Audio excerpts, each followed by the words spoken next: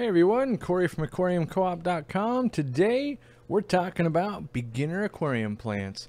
Kind of came to my attention that for all the videos we've done, and that's at like 560 videos at this point, very few are actually about plants, and that is like my main goal and passion with my entire store. So I thought, you know what, I gotta start doing a little more videos about this, and we're getting a lot of questions and things like that, and I think I can make a difference. So we're going to do something a little bit different today. We're going to go shopping. What does that mean? We're going to go on the website. We're going to talk about plants. We're going to talk about care requirements, what we might be looking into, all those types of things. First, I want to get started with the discounts, that type of thing.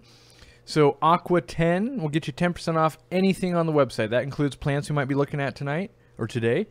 And then we also have Rock 25, 25% off all of our rocks. That came out in the newsletter. If you haven't subscribed to the newsletter yet, maybe you should while you're on the website.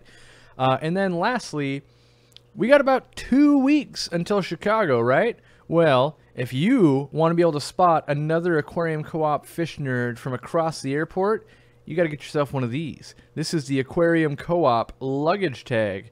And if you order anything today, tomorrow, or Monday, the next 3 days basically, today, tomorrow, Monday, yep, we will send you one of these no matter what you order.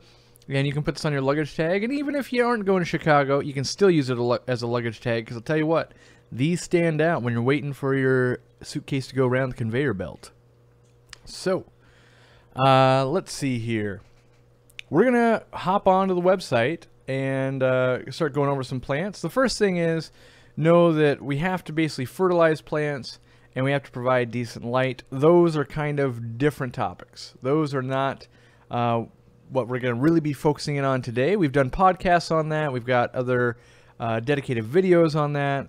Today is more talking about how the plant grows, what might be an easy one, where to get started. This is assuming that you're going to do a planted tank and you're actually going to put some light and some fertilizer into it, whether it's liquid fertilizer or substrate or something like that. So the first, we're going to go into the website here, and we're going to go to the plants and snails section, and we're going to click on the easy aquarium plants. So once we pull up that screen, this is a list of all the plants that we have that we, as in, you know, us that are growing these plants, consider to be easy. Now, easy doesn't necessarily mean low light. It doesn't necessarily mean that you'll be able to grow it either. It just means, in general, most people will have success with this plant. So one of the ones we might start with, let's start with something like a banana plant here. If we click on that, it's basically this crazy looking little plant.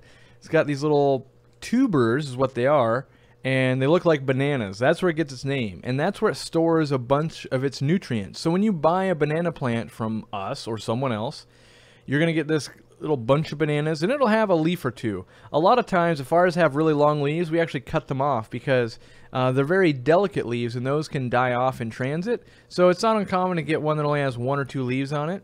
And what you want to do with that plant is you want to kind of set it on top of your substrate. Substrate meaning your gravel or your dirt or your sand or whatever. Basically that bottom layer along the gravel there, you want to set it there, and you could nestle it in a little bit. The trick to this is don't jam it in there. If you put all those tubers, all those bananas, if you put those bananas under the ground, they're just going to rot.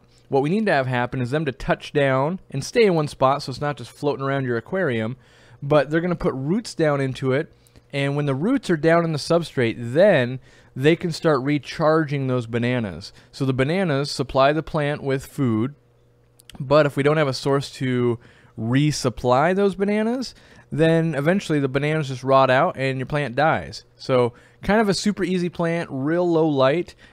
People use them in betta tanks. They use them in, you know, almost anything really. You can kind of just throw them in and see if they grow. Easy care level plant. Not everyone has success. I wouldn't put them in a crazy amount of flow, because those lily pads, as they grow up, get to the surface of the water, and if they're being beaten around, a lot of times that's not going to work. So if we look at another plant, let's look at something, a different structured plant. Let's take a look at water sprite. Real easy one.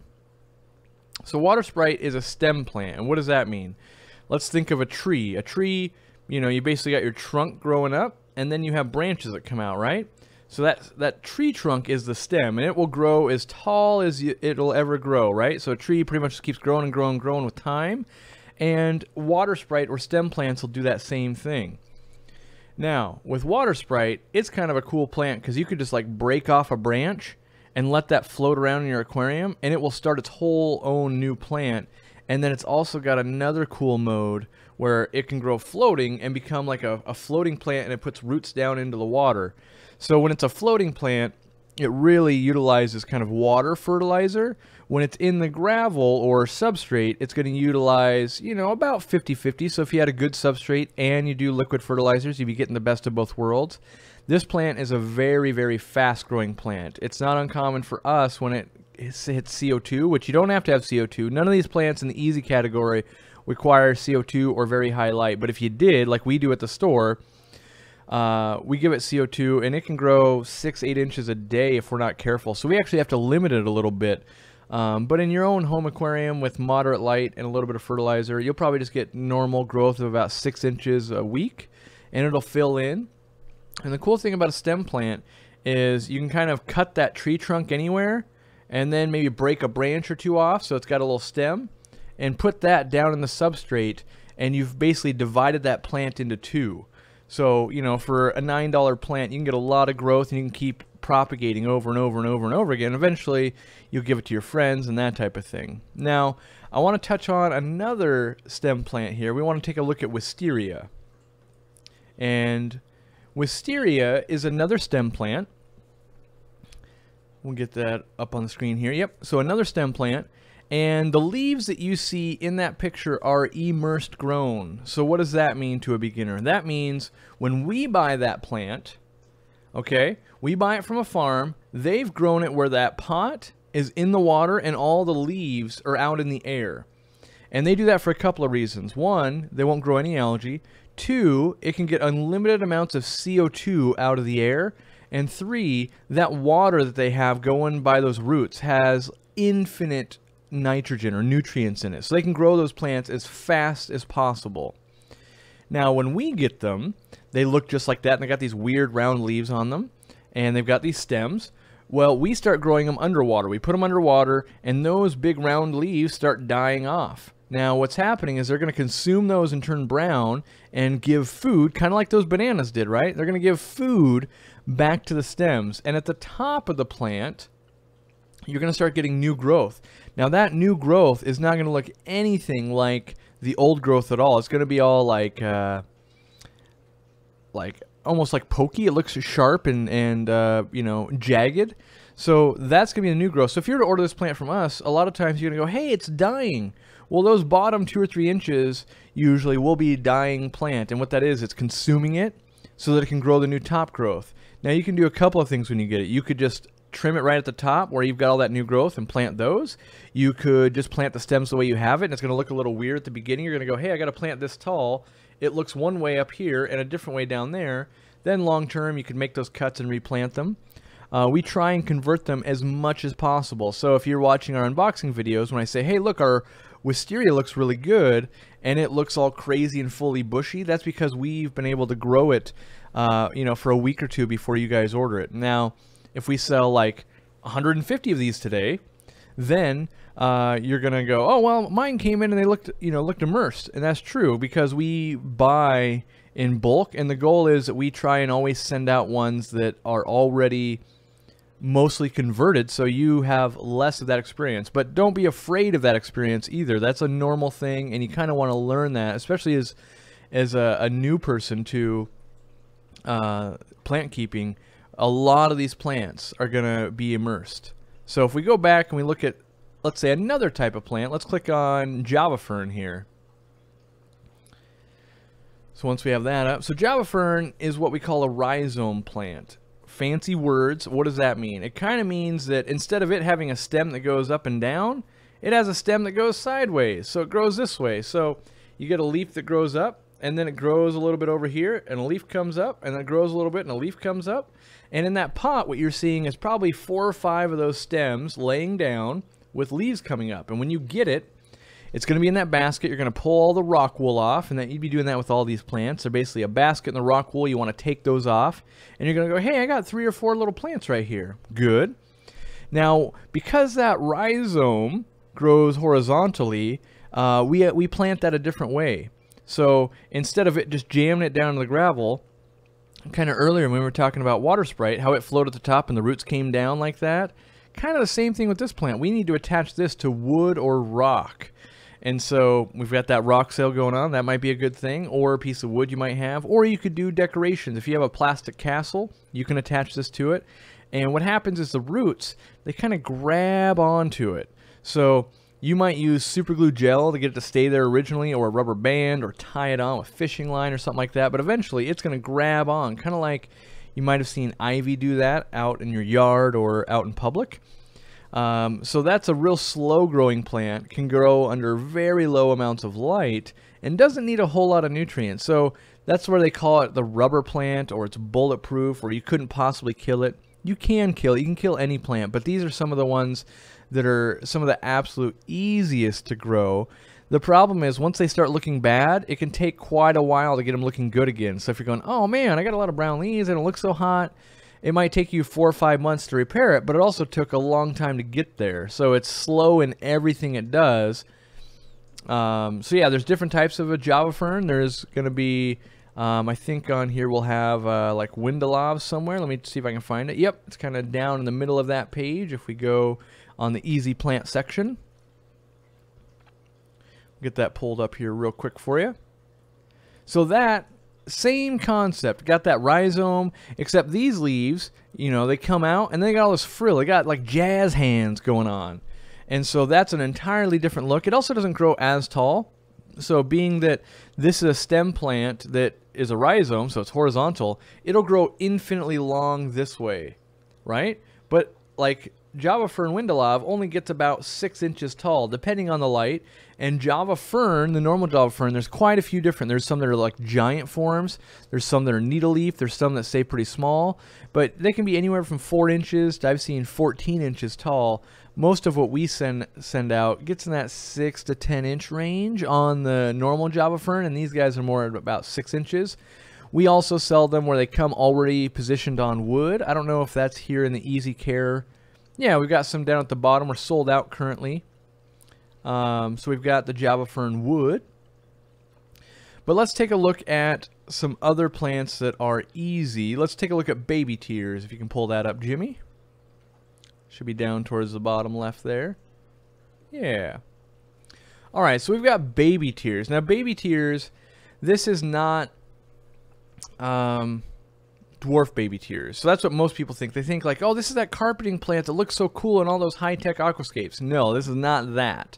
This is a very fine stem plant where you could break the stems very easy. They're really thin, right? But they also grow really fast, and they have these little tiny leaves, hence the baby's tears. It's kind of a teardrop shape, and it would be a smaller baby, and it can grow.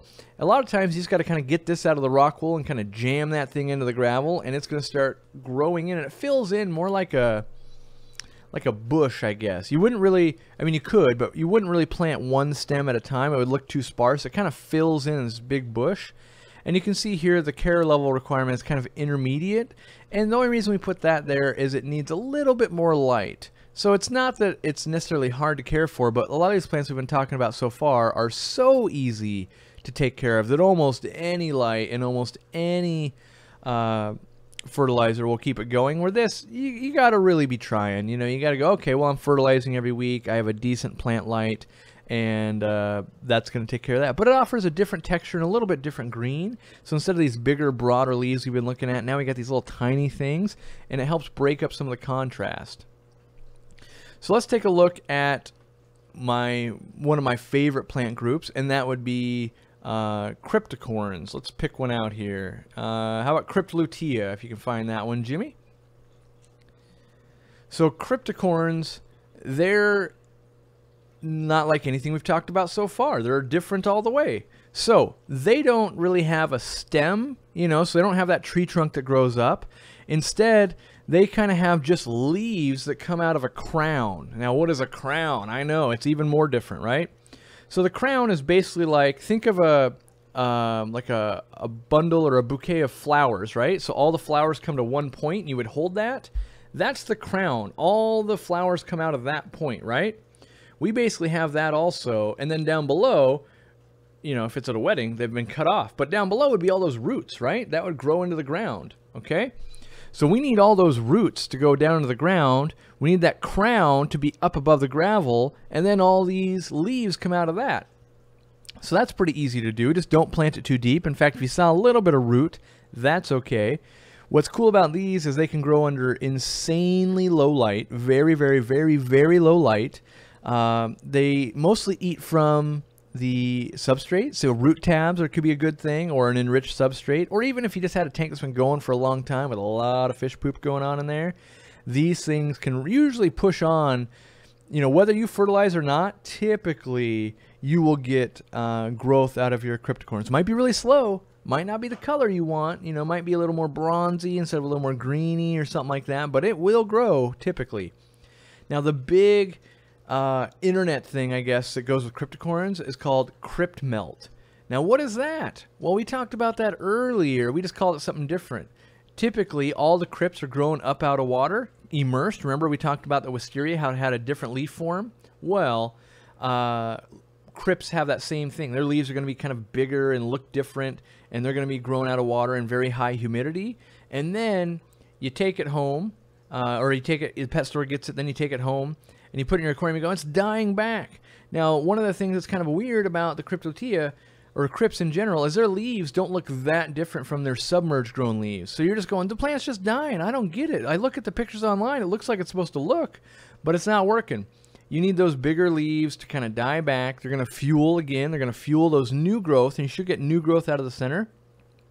Even if you lost all of your leaves, like we planted it too deep, let's say we planted it way too deep and we lost all of our leaves, it would still grow if we could tug it back up above. So even if you lost all your leaves, don't give up all hope as long as you got roots. When you're buying a plant, if you got roots, you got something to work with.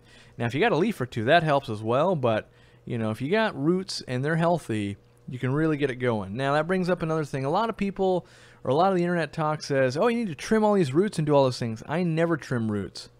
In my opinion, plants are already going through traumatic things. They went from being grown out of water, then they land at Aquarium Co-Op and they get fed as much food as they can eat and give pamper conditions. Then they get put into a box and shipped across the country. Then they land at your house and they land in different water. And if we start cutting up the roots, if we don't know what we're doing, we could actually damage some of those storage roots we've been talking about. And so I recommend just removing that pot and that rock wool and planting it. Now, I always get asked, with all these plants, do I have to take them out of the pot? The answer is no, you don't have to.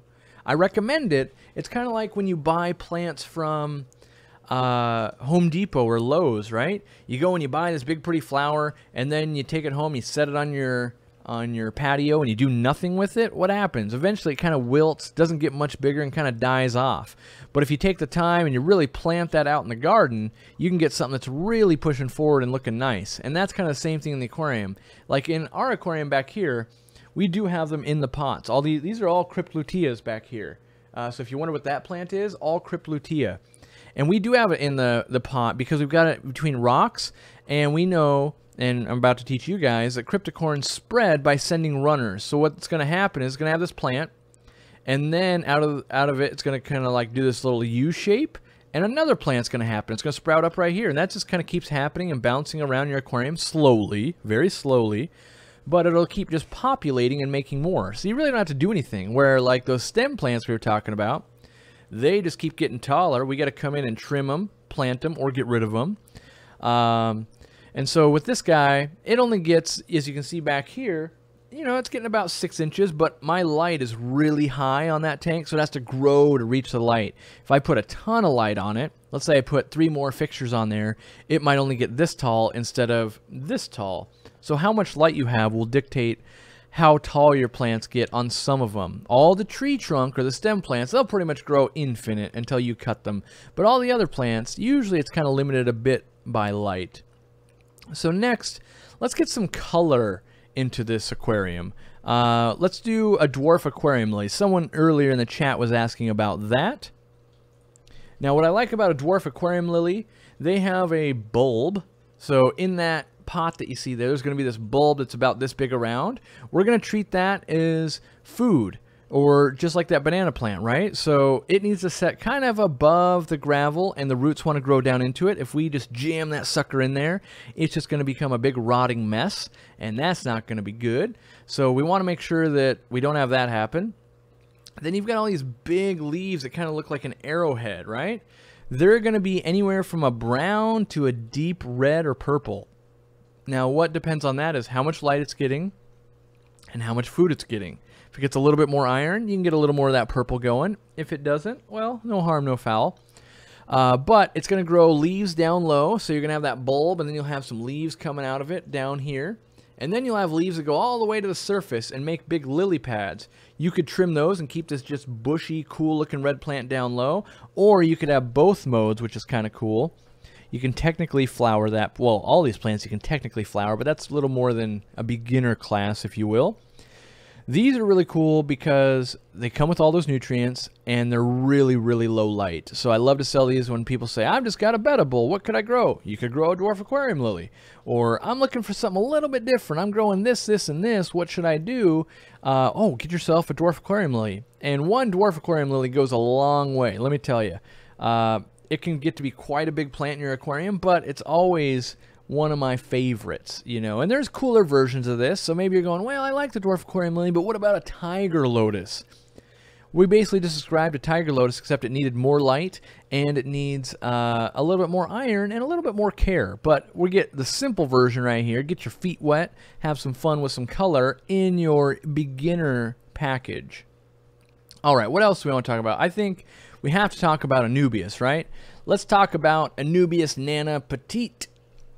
We'll find that. We'll get it on the screen.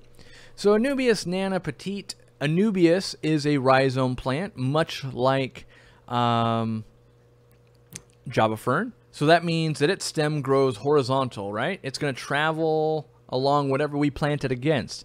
And being a rhizome plant, we learned earlier that we want to attach it to rock or wood or a plastic decoration or something like that. And it's got tiny little leaves. So this is a lot of times you'll see in aquascapes where they make these really cool bonsai trees. We saw King of DIY and AquaPros make that a couple weeks ago. One of them used moss, one of them used Anubias nana petite. It gives that, it almost makes that tree look like it has leaves on it, and it can be used really cool for aquascape. You can cover big pieces of wood. It's a real slow grower, and so once you see something that's really been covered well in it, you go, ooh, that looks super duper cool.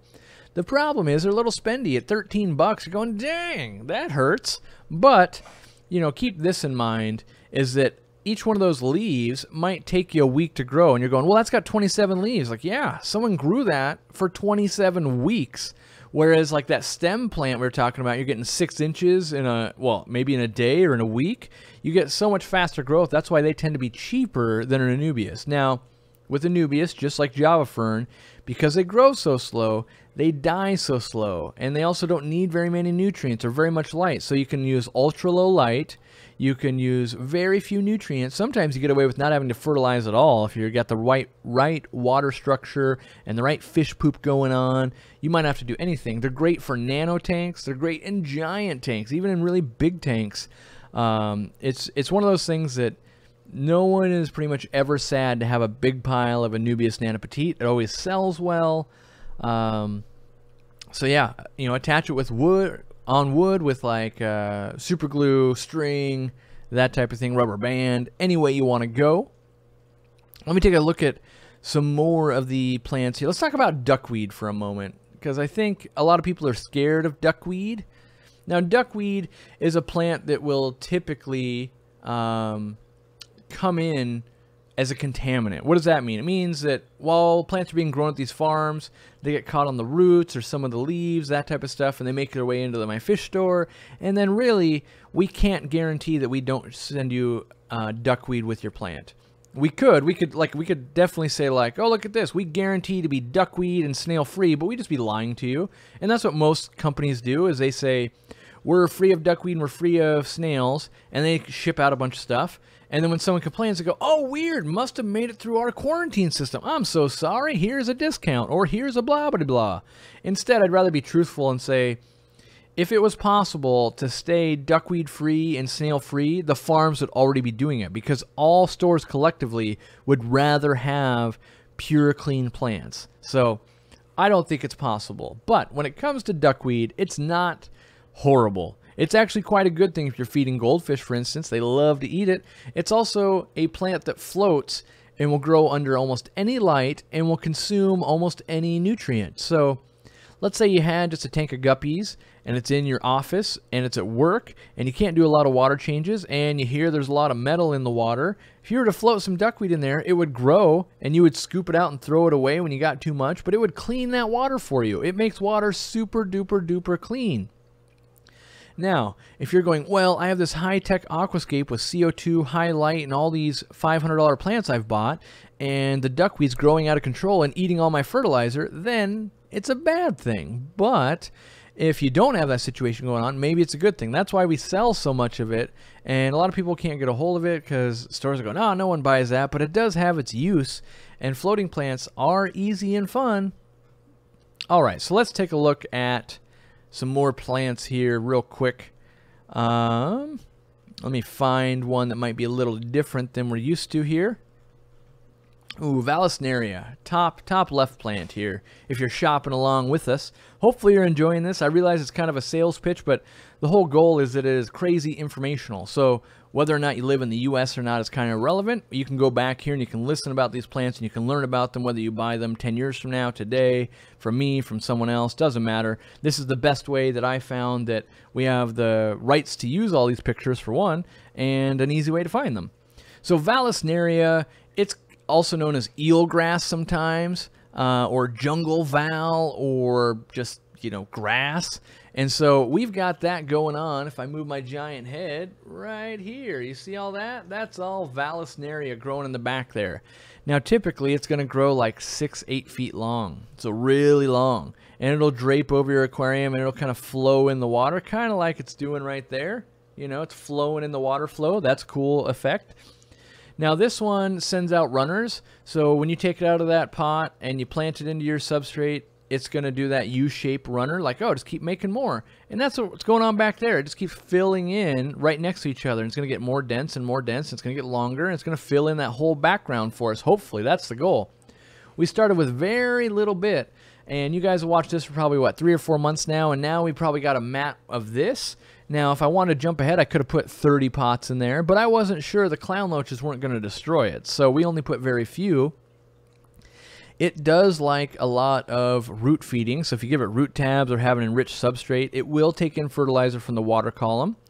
And then be careful when it comes to a liquid carbon source. So what I mean by that is like API, I think, makes a CO2 booster, CChem makes Excel, Aquarium Co-Op, we make Easy Carbon.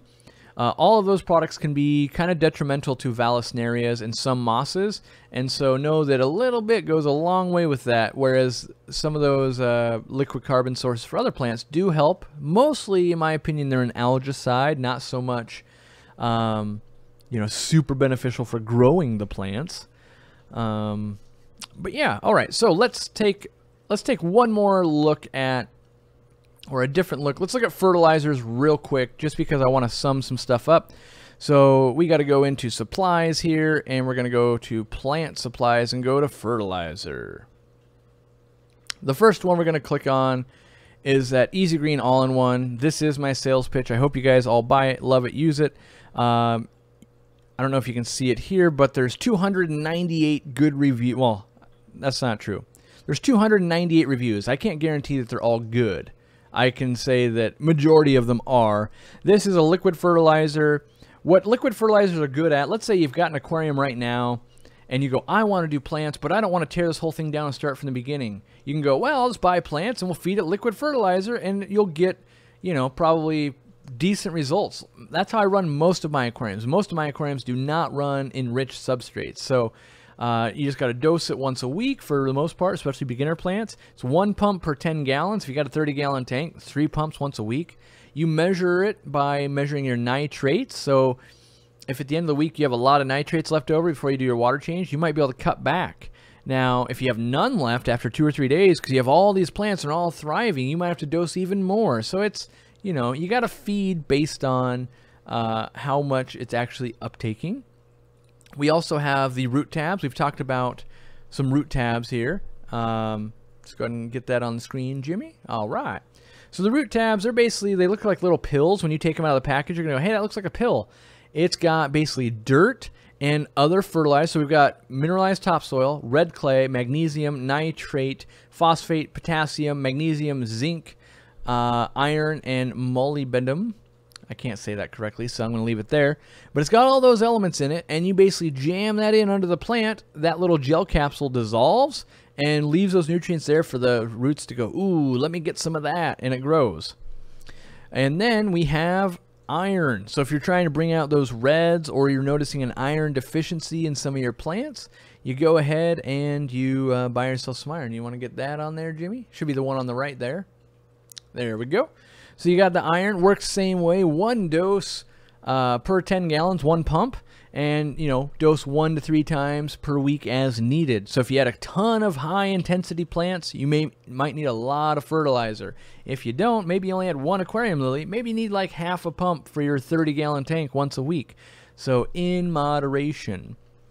And last, I wonder if we have substrates here on supplies. There's got to be substrates somewhere. I just don't know my own website off the top of my head. It's got to be here. I'm looking for fluval stratum is what I'm looking for. You can bring it up. There we go. Click on that for me, Jimmy. So we've got fluval stratum as well, and that would be one of those enriched mineral substrates. This is kind of like ADA soil. It's got a lot of dirt in it. When you smell it, it's going to smell like wet dirt. Essentially, it's kind of what it is. And there's going to be a lot of organic material that kind of breaks down and rots, and that's kind of fuel for your plants. Now, it might drop your pH, but you might go, wow, my garden, my aquatic garden has never looked so good. And then you go, dang, dirt's expensive. Well, it's mixed with clay and the right elements to give you a mix that's going to work and hold together and not become a giant swampy, soupy mess for you, most likely. But it is a big expense. And all the plants that we talked about so far wouldn't have to have it. It's only a, ooh, that would make it a little bit better. You can also use things like Eco-Complete or Fluorite or ADA soil. There's a lot of things you could play with. But, all right. I think we've got, you know, the gist of the easy aquarium plants in terms of taking a look at what we've got on the website. I mean, obviously there's way more plants. And there's intermediate plants, there's hard to grow plants. We could go over that some other time. But for now, I think answering some questions specifically, you know, to what you guys want to know. So let's see here. My Val never gets over 6 inches tall, but it does send out shoots. So it could be a couple of things going on. You could have actually dwarf Sagittaria that looks like Val but doesn't get as tall, so that could be an issue. It could be you have an insane amount of light on it. When you have a lot of light, sometimes it doesn't grow very tall. And then another thing it could be running out of nutrients. So if it doesn't have enough nutrients to build these big robust plants, it goes, well, I'll make a little plant, because the whole goal of a plant is to keep replicating until the nutrients come. So it might go, okay, just keep making more plants. Eventually we'll get enough to sustain us all.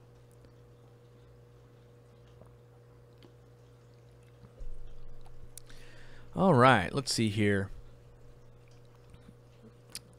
So Leia Amanda says, I bought 1 Jungle Val 8 months ago. Now I have a tank full. Yes, I've got videos on that. I call it the Wonder Plant because you could start with 1 pot and it'll fill your entire tank. And it's one of my favorite looks. So you don't have to do anything. Once it grows, you just let it do its thing. And then people go, wow, your tank looks amazing. And you're like, yeah, all I do is I look at it. That's pretty much all you have to do, which is super cool. What are my thoughts on chainsword? I like chainsword quite a bit. I don't consider it a beginner plant. I think it's more of an intermediate. Anytime you're working with some of those carpeting plants, so carpeting plant means you want it to cover the entire substrate. You usually need a little bit more light and doing some good fertilization to really get that to take off. But I do like that plant. Let's see here. Sean says, my favorite beginner plants are Java fern and moss, duckweed, and Marsilia. Yeah, those are nice. A lot of people ask why we don't sell Java moss. It's because we can't buy it. So the farms, they produce it out of water, right? And when you put it underwater, it just crashes so much. And so we can't bring it in that way. And so what we get from hobbyists that we buy, we sell out so fast in the store. I wish we had tons of people producing tons of it for us. Wouldn't be a problem.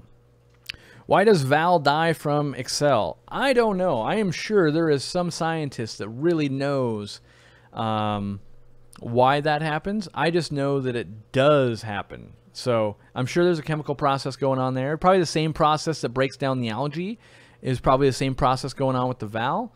But, you know, I don't know. I don't know the chemical structure that's causing it. I know it's glutaraldehyde is the active ingredient in Excel, but I don't know what it's actually doing to kill it. So, how do water changes affect plants? Well, depends on your water, right? So if you're on well water and you have a bunch of nutrients, like let's say you got calcium, you got iron, you got nitrates in there, all that kind of stuff, it might be like giving fertilizer to your plants. Or like on this tank back here, when we change water, there's nothing in our water. So every time we change water, we have to add more fertilizer. So it could be good or bad. For us, mostly water changes are bad when it comes to plants. I wish we had well water. It'd make life a lot easier for me growing plants. What about an Amazon sword? That's a good point. So the Amazon swords, they're all grown out of water, and most people, they end up kind of losing them, if you will, due to not putting enough root tabs. They're very hungry root feeders. So a lot of root tabs or a very rich substrate is the way to get nice, big, robust Amazon swords. I've had some that are, you know, in the big kind of monster variety, kind of 2 feet tall, that might eat 10 root tabs a month. And a lot of times people just put one under there going, yeah, I give it one. It's been eating that for a year. Well, as it gets bigger, it eats more than just one. Kind of like a 1-year-old kid is going to eat less food than a 25-year-old human, right? So as things grow, we got to feed accordingly. Tazawa Tanks with a $10 super chat. What beginner plants would work in a brackish tank with moderate light? And do you have any at the store I can buy? Stopping by for plant shopping on Monday. We don't. So I don't know of a single plant that actually grows well in brackish water. Lots of articles will say like, yeah, Java fern and this and this and this. I've tried it a bunch of times. I've never once had success. I've had a few customers who work at like a college and they have some brackish water tanks. They said they had some success with Bacopa, you know, but really I think there's a giant wide open market for someone to really figure out what plants do well in brackish, convert them to brackish water, and make them do well. But that's not our store. We focus on freshwater, and we just don't have that available. I feel like I'd be lying to you if I said, like, yeah, buy all our Java fern, buy all this and this and this, you'll be fine. And then in a month, you're going to go, yeah, they pretty much all died out after about 6 weeks. And I'm going to go, yeah, that's what happens, unfortunately. So I don't have the experience, and I haven't met someone that goes, oh, yeah, I'm the foremost guru on this. Most people are just relaying information they've read about articles just like I have on what's going to do well in brackish water. And just because something does well out in the wild in brackish does not mean it's going to do that well for us, because we might have a strain that's been in the hobby for the last 30 years that hasn't seen brackish conditions and it falls apart. So much so that we put a plant in a different pH or a different water temperature, it can fall apart. Imagine brackish water. So I wish I had that answer for you, but I just don't. So, you know, it's kind of one of those, good luck. Michael Trevino says, $5 super chat. I got some red root floaters, but the red went away and just looks like frogbit now. So red root floaters are very light dependent. So an insane amount of light. Basically, you got to put more light than you think needs to go on there, and then put more on that, and you'll get really blood red roots, and then you'll get all the flowers on top of the leaves as well. I definitely can do it at the store and here, but I have to be trying to do it. If you're not trying to really spoil that plant, you get something, it's like, yeah, it's just a little bit green, it looks all right, but you're not getting those blood red roots. So yeah, lots of light, and then when you think you have enough, a little bit more than that even. HD Dan says, my Anubias have some white mold at the end of the rhizome. Is it going to die? Probably. You can try cutting it off there. The Anubias rot, as it's kind of called online. No one's really figured it out. One person did email me and said they had a routine where they like to basically put it into a tank with like 1 billion Amano shrimp, and they'll just eat it clean, and that'll fix it. I haven't been able to test that yet, so I'm going to test that. Some other people mentioned Melifix and Pimafix or tea tree oil. I haven't, I've tried that a little bit, but I haven't exhaustively tested that. But most times it's caused by damage to the rhizome at some point, and then kind of lack of good growing conditions, and from there it kind of keeps getting more and more fungusy, if you will. Let's see here. When a plant like an Amazon sword sends out runners, should we cut the runner when replanting in a different spot? So an Amazon sword actually sends what's called a spike out. So it doesn't send a runner. A runner usually goes along the gravel, whereas a spike sends out up above, and you'll get these plants coming out of it. Usually then you should cut them off once they have some roots growing and plant them individually. Otherwise, they're all going to pull food back from the mother plant. And if your goal is to keep more food more plants growing, you'll want to keep that mother plant with as much food as possible and not having to. But if you go, oh, I only want to put all my root tabs in this one corner and I want it to supply even that one all the way down the chain, then go ahead and leave them chained together. Green slime algae solution. Use erythromycin. It's actually a bacteria that's the green slime. So, yeah. So we have 704 people still watching, or watching and still rising. Well, good. I'm glad people are interested in plants, and hopefully this presentation, while a sales pitch, I hope that it's overwhelmingly informational as opposed to buy my crap type of thing. We do have the specials, obviously. Aqua 10 gets you 10% off everything. Rock 25 gets you 25% off our rocks. You can't stack those coupons. You got to use one or the other. Every order placed in the next 3 days will get you this super sweet luggage tag, kind of a, I'm probably only ever doing this once. So once we run out of these, we're not really bringing them back in. So you can be like, oh man, I own one of the OG tags. Bucephalandras, someone says in all caps. Bucephalandras are cool. I don't put them as beginner plants. They are easy. They're just like any other Anubias, in my opinion, but they're expensive. And when you're a newbie and you've got a budget of, let's say, $30, I don't recommend spending $35 on your first Bucephalandra. I think you're much better off getting 3 or 4 other plants. But Bucephalandra being a rhizome plant, meaning that stem that grows horizontally, we attach the stuff. Got to grow in my fish room. It's definitely for me, it's you plant it and you come back in a while and you got 10 more leaves. Awesome. So Flynn asks, what's the definition or criteria of being an easy plant? Well, I think everyone's gonna have their own opinion on that, but for me, an easy plant would be if I hand that plant to 10 people, 7 out of 10 of them would be successful with that plant. I can't do 10 out of 10, but that means that they're making a reasonable attempt. So they've got an aquarium, first step there. They've got a light that's better than just like the worst light ever.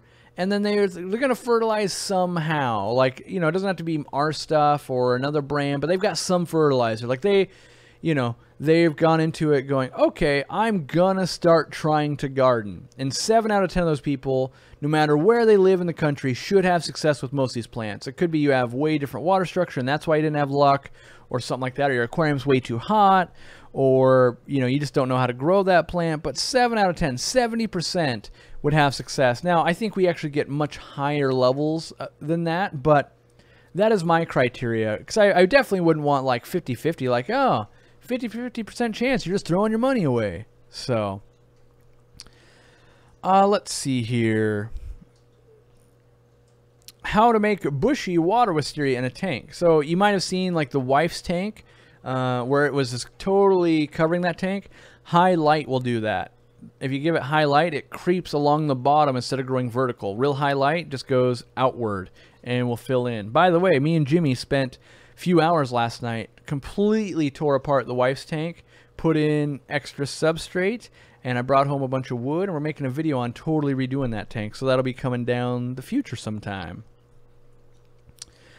Let's see. Can too much easy green be bad? Definitely. Too much easy green, yeah, everything in moderation. So if your aquarium only needs 2 squirts of Easy Green a week and you're putting in 5 squirts, that is detrimental. You're giving way too many nutrients. Could be detrimental to the fish. Could be growing way too much algae. You want just enough. So it's kind of like asking, my family eats 2 pizzas a week. Is it a bad thing to buy 20 pizzas? Like, well, you're wasting a lot of money. They'll probably be rotting and you'll probably be tired of pizza. So on the surface, like, well, I guess technically it's not doing any harm, but the reality is you're wasting a lot of money and stuff like that. So what plants plecos don't eat? Well, most plecos won't eat plants. Bristlenose will chomp down on a lot of the sword plants because they got those big broad leaves, but most plecos are okay with plants for the most part. What's my favorite type of plant and tank size? I really like 29 gallons and 55 gallon tanks. And then for my favorite plant, I really like, if you said, Corey, you can only ever have one plant the rest of your life, I would probably do Vallisneria. And it's because that tank looks cool 100% of the time, every time. It offers fry cover, the fish can swim through it, it's easy to grow, it looks so cool. You know, luckily we do have choices and we can play with different things. I mean, there's a few other plants, like I really like Cryptocorynes in general, but if I could only ever have one, it would be Vallisneria for me. Is it okay to put plants in a hang-on back? If yes, what would I recommend? You can go watch our video on pothos. We take a kind of a Home Depot or a Lowe's plant and grow that out of the hang-on back. Flynn earlier in the chat before we got going said he bought some Mondo grass. That's a terrarium plant. You could technically grow that out of a hang-on back. It would just rot underwater. Things like bamboo that you can buy. You know those bamboo you see at Petco, PetSmart? The leaves of that have to be up and out of the water. So that's a problem. So I grow those out of the hang-on back. So is my water a little cloudy? Definitely. We've been feeding a lot. Definitely been feeding a lot. And we haven't built the new sump yet. I've got other things that have to happen in a series. So I bought a $200 pump off Amazon. It came in broken, so we have to send that back before I can set up this sump. And then I've got things in the fish room, people showing up to work on the rack, so I have to get that in line today instead of, basically there's a 300-gallon turtle sump over here that all of this stuff you're watching on right now, all of this equipment has to move. We move that thing, we drain all the water, make the turtles get out, remove all the decorations, move it over to there, refill it with water, put the turtles back in, get it set up, put all the equipment back together, and then we're still waiting on the pump.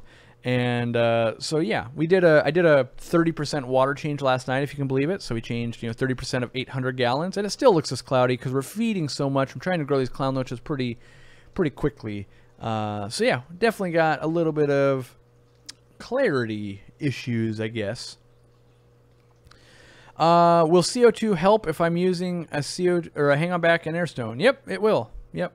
People assume they work against each other, and they do a little bit, but you do get a lot of benefit. In fact, all of our Planet tanks run hang-on backs with CO2. Not all of them run airstones because we're not running fish, but all the tanks that I run that are planted and have fish do have airstones. So an easy floating plant, I would say water sprite is probably the easiest, but it's also one of the worst ones to ship. So that's why we don't sell it. We can grow a ton of it. It doesn't ship very well, though. Why my roots from crypts are growing up? Probably root bound. If you've got a substrate where they can't penetrate, they have to grow up. If they can't, kind of like when you see a tree outside and it's like growing up above the ground. If you have really compact ground, it can't go deeper. What is the easiest plant to flower? In my opinion, that would be Anubias. Pretty easy. Oh, more filter pads for the 800-gallon aquarium. Oh, you mean like the dedicated sumps and like the 10 filter pads we already have running? Maybe like those? Yeah, definitely. Why would water sprite die at the substrate and the rest thrive? Could be getting shaded out from light. So if you got a big bushy top of the plant and it's not getting light down to the bottom, that could be it. If you buried the crown of that plant, so if you grew it floating and then you planted it down, it would have a crown. That could be a problem. You could have a substrate like sand that's just choking it off. Sand is not my favorite substrate. It tends to choke plant roots out, so that could cause it to die as well. Can I talk about lutea for a bit? I got the red variety and wondering if you have some tips. Real easy stem plant. Moderate light or more typically will do it. If it's a red variety, given a little bit of iron in there, grows like a weed. In our care, I don't typically keep it in my home aquariums because it grows 6 to 12 inches a day for me, and so it's constantly a trimming thing that is more like a weed for me. It's kind of like growing dandelions. It looks cool, but unless you're getting some of the very nano or not, but like mini versions, I'd rather grow like Rotala or Kufea or something like that if I was looking for that color and that kind of stem plant. Let's see here. Thoughts on pennywort? I'm the world's best killer of pennywort. It always gets outcompeted in my tanks for other plants. You can grow it floating. I like it. It looks super cool. You can plant it, but it kind of is unwieldy. I think it does better as a floating plant. When you do get it, and I've got pictures of this on the Facebook. If you go way back, like 5 years in the Facebook history on Aquarium Co-op, you'll see when I visited Florida Aquatic Nursery, and it's grown as this giant hedge. So it literally is grown out of water and just looks like this giant hedge you're looking at, and they just grab a bunch, cut it, put a rubber band around it, and ship it, or stuff it into a pot. So it's got a real hard conversion. It'll rot back pretty fast, but once it gets it going, doing pretty darn good. Let's see here. 771 watching, 290 likes. Please take a moment to hit that the like button on the stream. So we got about 10 minutes left. We can get a little bit of a nutty here if we want, answer other questions as well. I want to say a big thank you to everyone who is supporting us on the Patreon page. We now have 100 and some, so we've hit our first goal. And if you don't know what that is, basically we ask you guys to support your favorite YouTube fish creators. What does that mean? It means take $3 a month, you know, $3, and give $1 to your top 3. I don't have to be one of those. It doesn't matter to me. But let's say you like, you know, Jimmy of Aquarium Co-op, you like the King of DIY, and you like Creative Pet Keeping or something like that, and you give them each $1. Those $1 will do way more good than advertising ever will. So, like, if you donate $1, it's like you watched 5,000 of our videos in a row. And so it's a cheap price to pay. And I already identified the first thing we're buying with our money. So we got $100, and I don't want to spoil it for you, but it's a piece of equipment that will allow us to do something we've never ever done before, and I think it's going to be debuted in Chicago, and I'm confident that assuming the equipment doesn't like break down on what we're trying to do, you guys will be like, wow, that was super cool. And it's a $200 gadget, so it's not crazy expensive, but it was $200 for a very narrow thing that will be amazing in Chicago, but not so much at other places. So our whole goal is we're trying to put that money back into cool things for you guys, just to make it do cool things. And but other people, you know, let's say we're supporting Flynn's Fish Forum here. He might get his first $500 or $600 together over the course of months and be able to buy a new camera or something like that, or pay for an internet connection, or those types of things. So that's what that's about. You know, it just very few dollars, spread that wealth around, and it'll make all of our content that we consume better. For $3, I know I get way more enjoyment out of fish keepers on YouTube than $3 costs me. Can I talk about moss carpets? There's not really much to talk about except for they don't really work. Basically, you throw moss on the ground in your aquarium, and then you trim it every 3 days, and if you trim it all the time, it'll stay short. If you don't, it won't. So that's kind of the problem with moss carpets, and why not a lot of people do it is they're done for pictures, but not in real life. How can we get rainbows from Gary Lang? Watch Aquabid or join the Rainbow Facebook groups. Those are about the only ways. Or he's going to give away some eggs, I think, and don't hold me to this, but he mentioned about bringing some eggs to give away when he speaks in Chicago.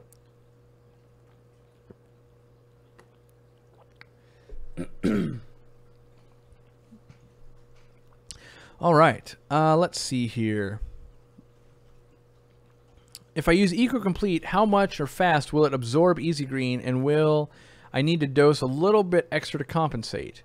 Well, that's a big discussion, but yes, you'll have to continually dose Easy Green because the plants will uptake it in water form, but then also it would depend on how fast your plants are growing and depleting the substrate. So it's kind of a moving target the whole way there. So I do plan on doing a very in-depth podcast with Corvus or Joel about the cation exchange of things like EcoComplete or Turfus.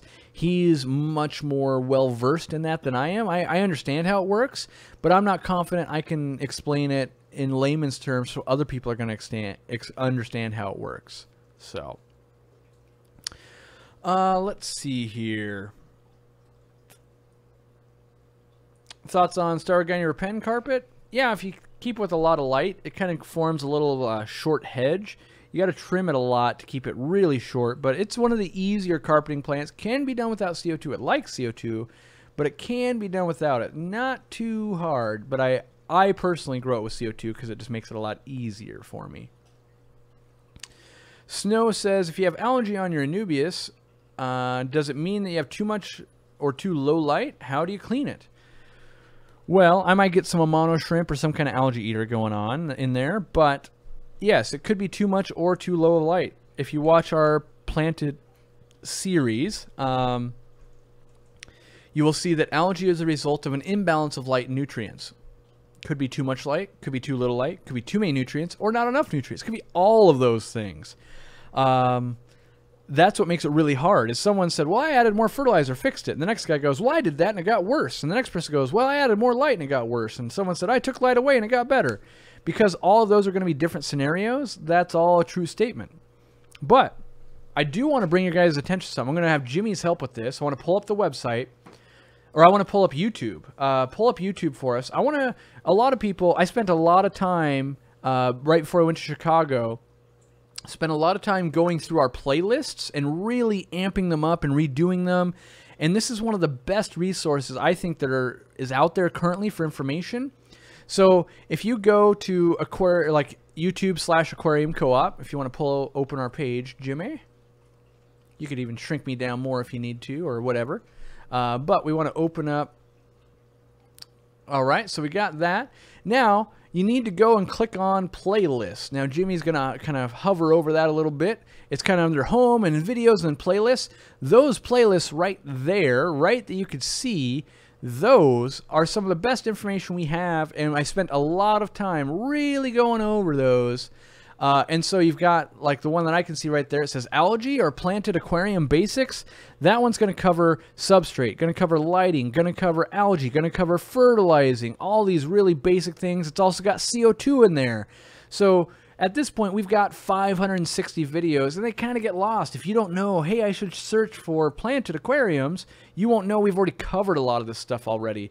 And so you can see there we got fish species profiles. You can see we've got our top favorite list. We've got unboxings. We've got DIYs. We've got the daily dose series. We've got product reviews. We've got how to build a fish room. We've got the viewer home shows. We've got setting up ponds. We've got all these things, right? And they kind of get lost. A lot of you guys that are new to the channel, you haven't seen all the stuff we've done over the past 2 years.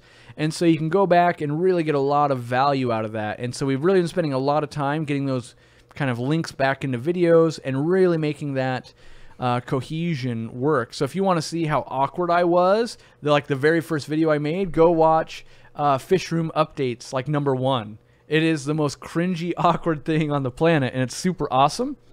So yeah, I just want to bring that to your attention because I think a lot of people don't know it exists. And the other thing I want to point to, there's that little search mark right there. You want to open up that little search box. You could type something in there. So type in like Anubias, Jimmy. You can search all of only our videos, and it will bring up all of the videos we've ever done with Anubias.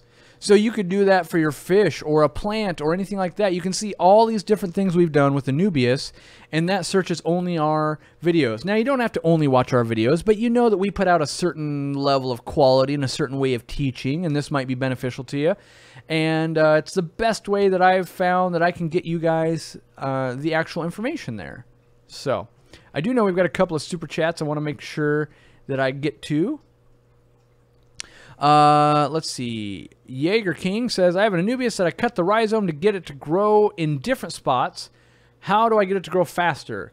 Really, all you can do is give it some TLC. So give it fertilizer, give it decent light, and give it CO2.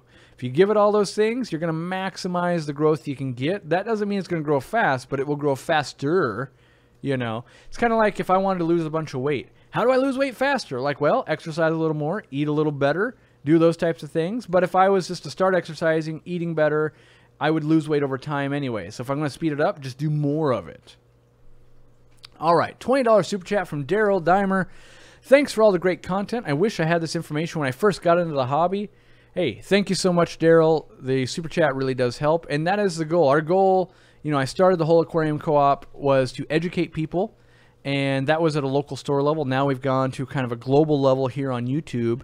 And my big passion was planted tanks. I think they're really going to solve a lot of the world's problems in terms of just us learning how ecosystems work, solving the hobby, getting people back into it. It's kind of a driving trend, all these things. And we do every decision I make is basically how can I further education and a sustainable business. So like this morning while I was in the shower, I was thinking, all right, it's time for me to really figure out how I can get my employees how we can make it happen so I can get them health insurance, dental insurance, and vision. So that's going to require us to make some more money, you know. So that means I got to push products a little more. Means I really got to figure out the right plans that my employees can actually afford at the size of company we are. And so it's things like that that I'm continually working on. And so yeah, like my water quality, a little bit cloudy today, but there's a million things I got to get done day to day, and not all of it is like just make stuff look pretty. A lot of it is got to take care of the back end of things, of like making sure things ship out okay, making sure Chicago goes all right, making sure that I continually give raises to my employees and make sure they're being satisfied at work and that we're making work easier for them. And then there's all these things we're testing all the time, and that's a lot of what you guys don't see is we test all these things and they turn out to be a bad idea, and then they never come out, so it looks like we haven't been doing anything. But you guys get to see all of our successes, and the goal is that we don't disappoint and we don't lead you down a rabbit hole that goes, oh, that was cool until it wasn't. So we generally try to do all that pre-work, I guess, behind the scenes, so you guys don't have to watch us fail. Not that we don't show you that we fail, but you know, if you watch us fail all the time, that's not exactly fun either. So let's see here. Last question, what causes plants to melt? Usually it's a difference in environment. So if they were grown at a farm out of water and we put them underwater, big radical change causes them to die back. If I keep them at one pH and you keep them at a different pH, that radical change could cause them to die back. If you have tanks growing at plants growing at 78 degrees and you set up a discus tank that's running at 86 degrees and you move plants over there and they die back, they got to get used to that warmer water. So usually it's that change in environment that causes the big dieback. Most times plants are pretty adaptable though and will come back. So, all right guys, well I think that's it for today. We covered an hour pretty in-depth. Hopefully you were shopping along with us, got your wanted list. You know, you can always make a wanted list or you could buy it. Don't forget of the sales. Aqua 10 saves you 10%. Rock 25 gets you 25% off of rocks. Everyone gets one of these luggage tags. I hope to see you guys in Chicago. A lot of people are connecting. We've got a big event going on the Facebook page. A lot of people are starting to talk in there and go, yeah, I'm going to be there. Where are you going to be? You want to do dinner? You want to meet up for breakfast? You want to do this? You want to do that? That's kind of the hangout spot at the moment. Hope to see you guys there. Until then, we're basically prepping to get videos ready for you guys and getting ready for the show. So thanks for hanging out, and we'll see you next week. Well, this is gonna take me a while because I'm out of the. Oh well, I gotta fill some time because we went deep on the searching for everything. So what else do I got? Ooh, you can look at this. This is my badge. You know, for being at Cataclysm. You know, they got it wrong. It was supposed to be Edmonds, Washington. They said Everett, but you know, hey, they don't know when you're on the other side of the world or the other side of the country. They don't know Edmonds, Seattle, Everett. You know. Enumclaw, it's all the same, you know, one of those things that starts with an E. So yeah, make sure you watch the replay, give it a like, spread it around. If you thought this was useful, hey, let me know. Do you guys, let me know in the comments, by the way, do you guys want to see like an intermediate one or a hard one? Because we've got other levels of plants and stuff like that, but I don't want to just hit, like I wouldn't do it next week. Like I wouldn't just be like, oh god, it's plants all the time now. You know, I do like to vary it up. But thanks for hanging out. I think we're ready to end this shindig now, and I've got to go plumb the 125-gallon tanks because more work happens on them tomorrow. So thanks, guys. Bye, guys.